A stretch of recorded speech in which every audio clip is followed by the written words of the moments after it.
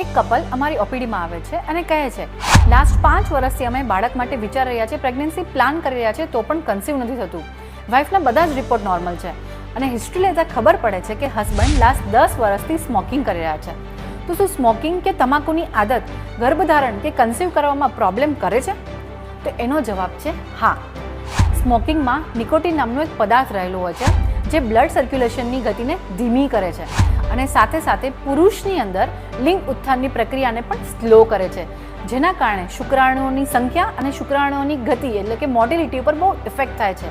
અને જે પુરુષ લાંબા સમયથી સ્મોકિંગ કે તમાકુ લઈ રહ્યા હોય છે તેમની સ્પર્મની ક્વોલિટી, મોટિલિટી અને કાઉન્ટ આ બધું જ ઘટી જાય છે અને નહિવત પણ થઈ શકે છે. તો હું ખાસ કહેવા માંગીશ, જેઓ પ્રેગ્નન્સી પ્લાન કરી રહ્યા છે તે કપલમાં હસબન્ડે કે વાઇફે કોઈએ પણ મિનિમમ 3 મહિના પહેલાંથી સ્મોકિંગ જેવી આદતો, આ ઉપરાંત પાન, ગુટખા, તમાકુ, આલ્કોહોલ કોઈ પણ વ્યસનને અવશ્ય છોડવું જોઈએ, જેથી સારી રીતે કન્સીવિંગની પ્રોસેસને આગળ વધારી શકાય અને ઇઝીલી કન્સીવ પણ કરી શકાય. અને એક લાઈફને હેલ્ધી લાઈફ બનાવવા માટે પણ આ બધી જ વ્યસનને છોડવું, આ બધી આદતોને છોડવું ખૂબ જ જરૂરી છે.